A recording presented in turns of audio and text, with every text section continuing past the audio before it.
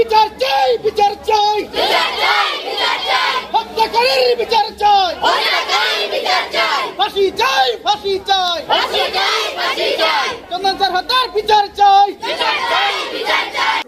আমাদের বারোমারি উচ্চ বিদ্যালয়ের প্রধান শিক্ষক, তিনি আমাদের প্রাণপ্রিয় স্যার ছিলেন।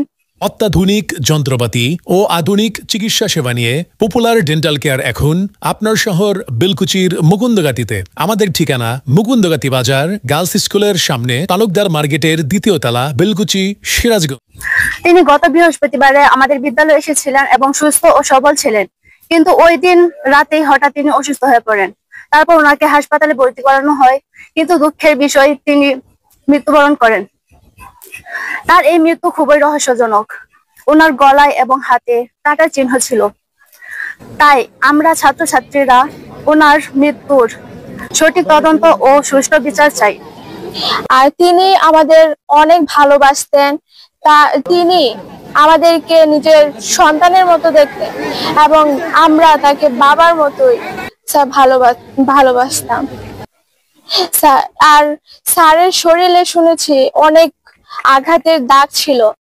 আমরা মনে করছি যে এটা হত্যা, কেউ হত্যা করতে চেয়েছিল। তাই আমরা এটির একটা বিচার চাই। স্যার আমাদের স্কুলে চলাকালীন স্যার আমাদেরকে অনেক আদেশ উপদেশ দিত, আমরা তা মেনে চলতাম এবং স্যার আমাদেরকে অনেক আদর করতো। আমরা স্যারের খুনের শাস্তি চাই।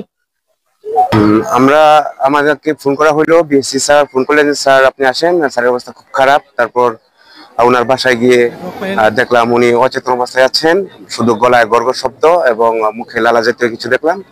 তারপর ডাক্তার কাছে নিয়ে যাব, ওনাকে বললাম যে আমরা স্যারকে ডাক্তারের কাছে নিয়ে যাবো। না ডাক্তার আনো, ওনাকে ডাক্তার নিয়ে আসো, এখানে পরীক্ষা হবে না, আপনি বললে তো হবে না, ওনাকে ডাক্তারের কাছে নিতে হবে।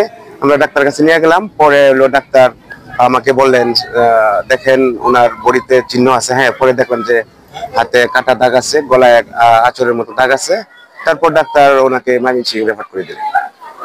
ওনার বাসায় যে অবস্থা রয়েছে, ওনার বাসার আমাদের যে স্যারের ওয়াইফ, উনি বারবার নিষেধ করছেন যেন তাকে ডাক্তার দেখানো না হয়, হসপিটালে যেন নেওয়া না হয়।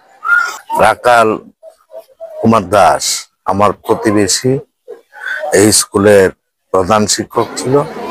সে একজন সৎ এবং সজ্জন ব্যক্তি ছিল। সামান্য লোভ লালসা কারণে এবং সে মানবিক কারণে তার মৃত ছোট ভাইয়ের সন্তানকে দেখাশোনা করা এবং তার লেখাপড়ার দায়িত্ব নেওয়ার জন্য তার স্ত্রীর সাথে মনোমালিন্য হয়। ওই মনোমালিন্যের জেরে এইরকম একটা দুর্ঘটনা করছে।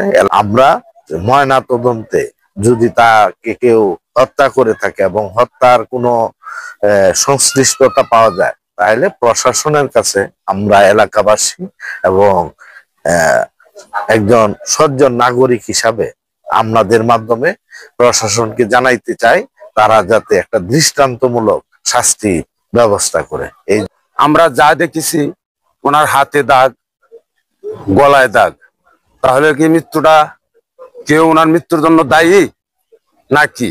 এই জিনিসটা আমরা সঠিক সুন্দরভাবে প্রশাসনের কাছে এটা সুষ্ঠু তদন্ত চাচ্ছি। যদি এর কোনো সুষ্ঠু তদন্ত আমরা না পাই বা আর্থিক কোনো লেনদেনে কোনো সমস্যা সৃষ্টি হয়, প্রয়োজনে আমরা সারা দুর্গাপুরের মানুষ এই ব্যাপারে আমরা হরতাল প্রতিবাদ করব। ওনার যে মৃত্যুটা হয়েছে, এই মৃত্যুটা আমরা স্বাভাবিকভাবে দেখতেছি না, এটা অস্বাভাবিক মৃত্যু।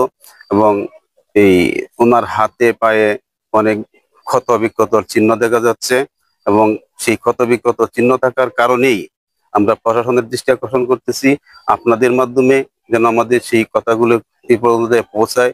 আমরা একটা সুনির্দিষ্ট তদন্তের ভিত্তিতে আমরা সেটার বিচার চাচ্ছি, এলাকাবাসী বিচার চাচ্ছে এবং সর্বোচ্চ সেই খুনিকে খুঁজে বের করে তার ফাঁসি দাবি করছে। আমরা স্যারের যে শরীরের যে সিনড্রোম গুলো দেখা গেল, হাতে কাটা, গলায় কাটা, তারপরে নাক দিয়ে কান দিয়ে রক্ত বের হলো, তখন বিয়ে কিংবা যে কোনো আয়োজনে স্পেশাল রান্নার জন্য বেলকুচিবাসীর আস্থার নাম জয়ত্রী মশলা। জয়ত্রী মশলার সাথে স্পেশাল দিনের রান্না হোক আরো স্পেশাল। আমাদের কাছে মনে হচ্ছে যে এটা একটা রহস্যজনক মৃত্যু। তো এই মৃত্যুতে যাদের হাত আছে আমি প্রশাসনকে দৃষ্টি আকর্ষণ করে বলবো যাতে এটা সুষ্ঠু তদন্ত সাপেক্ষে তাদের বিচারের শাস্তির আওতায় আনা হয়।